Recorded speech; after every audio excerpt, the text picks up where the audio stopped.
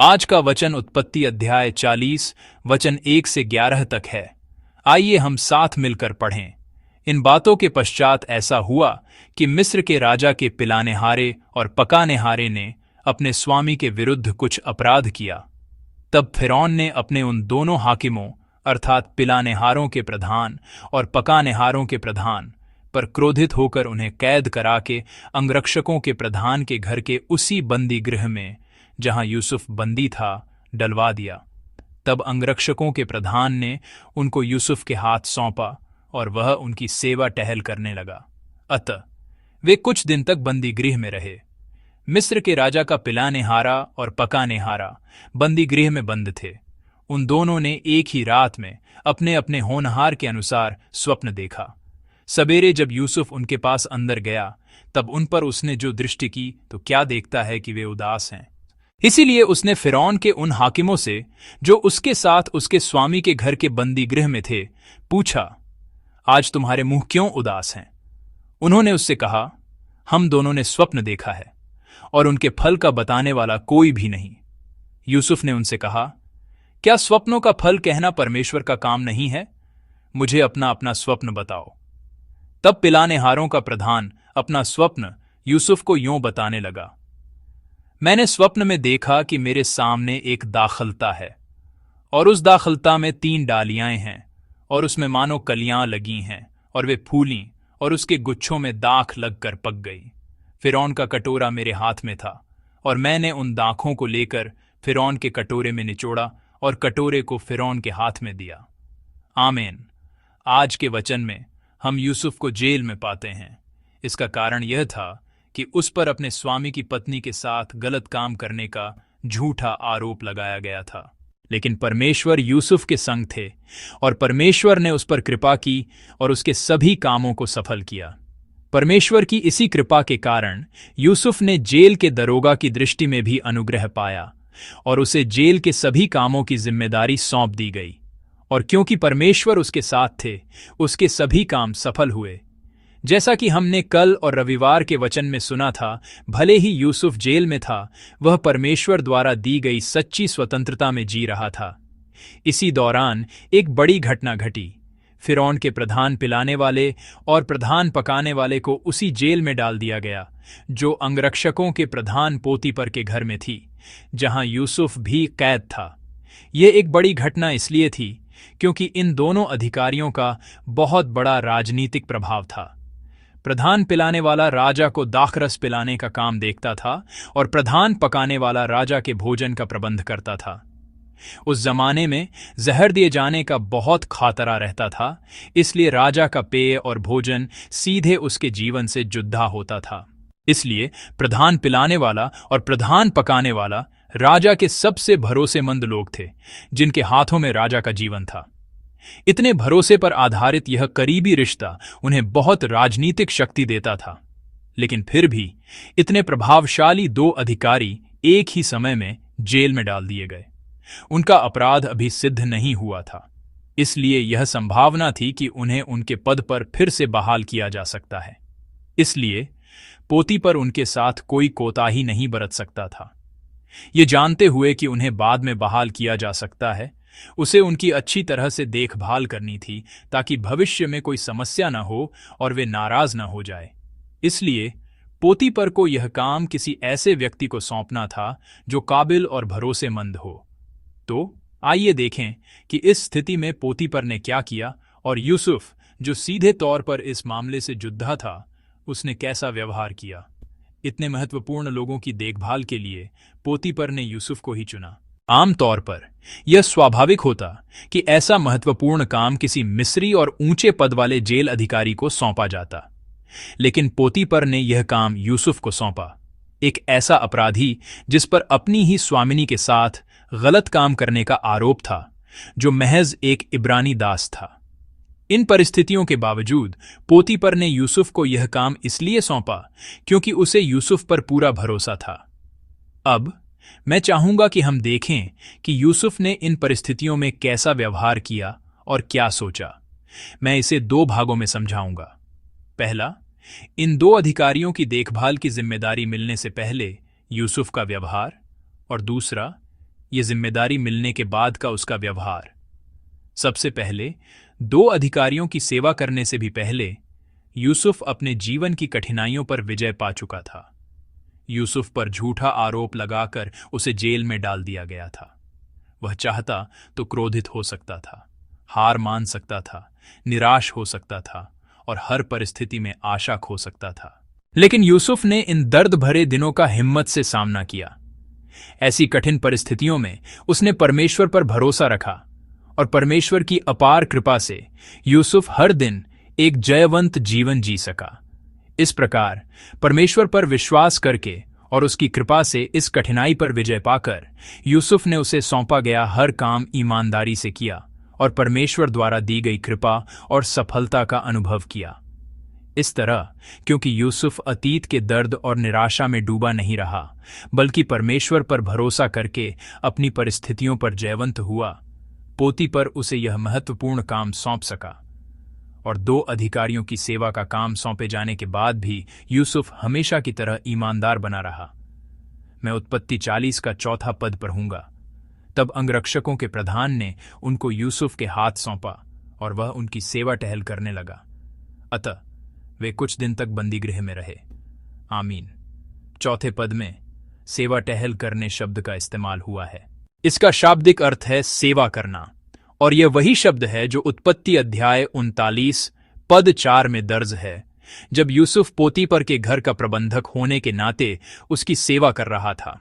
मूल इब्रानी भाषा में यह वही शब्द है जिसका उपयोग पुराने नियम में परमेश्वर को बलिदान चढ़ाते समय और याजकों और लेवियों द्वारा परमेश्वर की सेवा के लिए किया जाता था। इस तरह यूसुफ ने उन 2 अधिकारियों की सेवा उसी समर्पण के साथ की जैसे उसने पोतीफर की सेवा की थी और जैसे पुराने नियम के समय में याजक परमेश्वर की सेवा करते थे। यूसुफ का यह दृष्टिकोण आज के वचन के 6 और 7वें पद में अच्छी तरह से दर्ज है। आइए हम 6 और 7वें पद के वचनों को एक साथ पढ़ें। सवेरे जब यूसुफ उनके पास अंदर गया, तब उन पर उसने जो दृष्टि की तो क्या देखता है कि वे उदास हैं। इसीलिए उसने फिरौन के उन हाकिमों से जो उसके साथ उसके स्वामी के घर के बंदीगृह में थे पूछा, आज तुम्हारे मुंह क्यों उदास हैं? आमीन। यूसुफ ने उनकी दशा देखी और पाया कि उनके चेहरे पर चिंता है। असल में यूसुफ का काम केवल उनकी सेवा टहल करना था, इसीलिए अगर वह उनकी चिंता को अनदेखा कर देता तो यह स्वाभाविक होता। यदि वह उनसे पूछता कि वे क्यों चिंतित हैं, तो उसका अपना काम और भी बढ़ सकता था। लेकिन यूसुफ ने उनकी चिंता देखकर उनसे कारण पूछा, और जब उन्होंने अपने सपनों के बारे में बताया तो उसे उनके सपनों का अर्थ बताने का अवसर मिला। इस प्रकार यूसुफ ने पूरे मन से उनकी सेवा की। आज का यह उपदेश तैयार करते समय एक और बात ने मुझे यह सोचने पर मजबूर कर दिया, वाह, यूसुफ सच में अद्भुत है। वह बात यह थी कि जिस व्यक्ति ने उसे यह काम सौंपा था वह पोतीफर था। यूसुफ ने पोतीफर द्वारा सौंपे गए काम को भी खुशी से, सकारात्मक मन से और अपनी पूरी लगन से पूरा किया। जब कोई ऐसा व्यक्ति जिसे आप पसंद करते हैं और जिसके साथ आपके अच्छे संबंध हैं आपको कोई काम सौंपता है तो आप उसे लगन से करते हैं। लेकिन पोतीफर तो वही व्यक्ति था जिसने अपनी पत्नी के झूठे आरोप पर विश्वास करके यूसुफ को जेल में डाल दिया था। अगर यह काम किसी ऐसे व्यक्ति द्वारा दिया गया होता जिसे वह पसंद नहीं करता, जो उसके लिए एक दुश्मन की तरह था, तो शायद वह उस काम को पूरे मन से नहीं करता। लेकिन यूसुफ ऐसा नहीं था। उसने पोतीफर के आदेश को भी पूरी लगन से पूरा किया। यह सोचते हुए मुझे यूसुफ के पहले बेटे का नाम याद आया। यूसुफ के पहले बेटे का नाम मनश्शे है, जिसका अर्थ है भुला देना। यूसुफ ने अपने बेटे का नाम मनश्शे रखकर अपने विश्वास की यह गवाही दी कि यद्यपि वह एक बहुत ही कठिन दौर से गुजरा था, फिर भी परमेश्वर की कृपा से परमेश्वर ने उसे अपने सारे कष्ट भुला दिए थे। इस वचन को तैयार करते समय मैंने महसूस किया कि हमें अतीत की किसी भी बात से बंधे नहीं रहना चाहिए। यूसुफ की तरह केवल वही व्यक्ति परमेश्वर के लिए बड़े काम कर सकता है जो अतीत की परिस्थितियों और दर्द पर विजय पाता है और जो उसे सौंपे गए कामों को सकारात्मक मन से, विश्वास, आशा और खुशी के साथ करता है। इस तरह जेल में होने के बावजूद यूसुफ लगातार सकारात्मक और ईमानदारी से अपना जीवन जीता रहा और यूसुफ के इसी रवैये के द्वारा परमेश्वर उसके जीवन में एक नया अध्याय और एक नया काम शुरू करते हैं। यह तब होता है जब प्रधान पिलाने वाले को रिहा हुए 2 साल बीत जाते हैं और फिरौन एक सपना देखता है। फिरौन ने एक सपना देखा और क्योंकि कोई भी उसका अर्थ नहीं बता सका, इसलिए वह व्याकुल था। तब प्रधान पिलाने वाले ने फिरौन से यूसुफ की सिफारिश की। यूसुफ मिस्र का प्रधानमंत्री इसलिए बन सका क्योंकि उसने फिरौन के सपने का अर्थ बताया था। लेकिन प्रधान पिलाने वाला यूसुफ की सिफारिश कर ही इसलिए पाया क्योंकि जैसा हमने आज के वचन में देखा, जब यूसुफ ने उसके चेहरे पर चिंता देखी थी तो उसने उसे अनदेखा नहीं किया था, बल्कि उसने पूरी लगन से अपनी जिम्मेदारी निभाते हुए उसकी चिंता का कारण पूछा और उसके सपने का अर्थ बताया था। यूसुफ ने उसे सौंपे गए हर काम को बिना बदले, खुशी से, ईमानदारी से और पूरी लगन से किया। इसी वजह से उसे उनके सपनों का अर्थ बताने का अवसर मिला। परमेश्वर ऐसे ही यूसुफ के द्वारा एक नया काम शुरू करते हैं। हमारे जीवन में भी ऐसा ही होता है। हमारे जीवन में कम या ज्यादा ऐसे समय आते हैं जब हमारी परिस्थितियां यूसुफ जैसी होती हैं।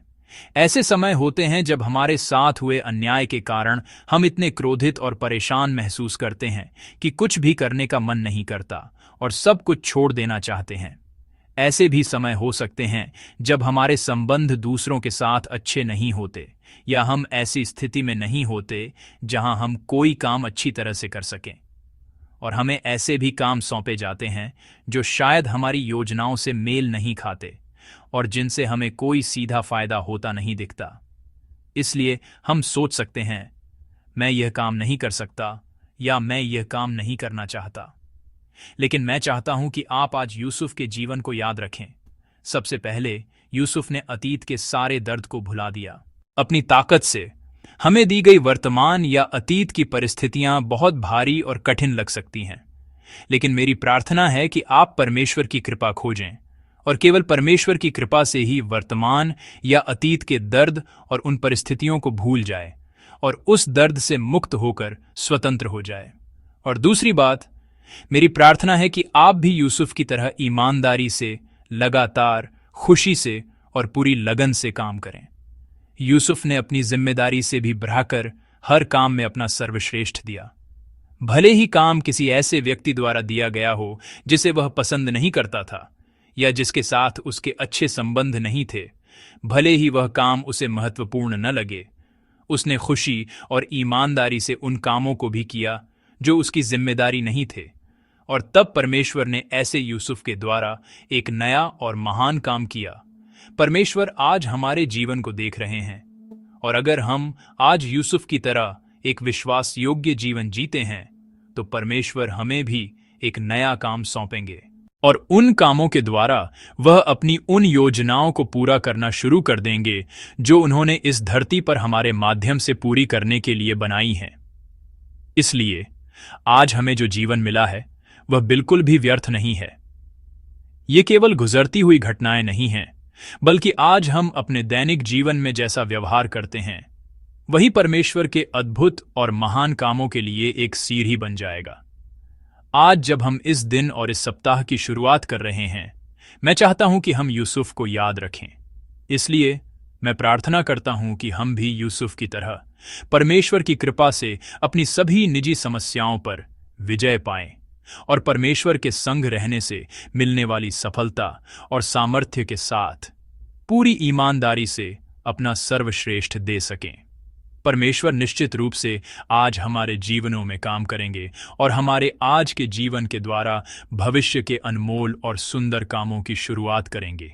मेरी प्रार्थना है कि यह एक ऐसा अनमोल दिन हो जब परमेश्वर के वे सुंदर काम शुरू हों जिन्हें वह आप सभी संतों के जीवन के द्वारा इस धरती पर पूरा करना चाहते हैं।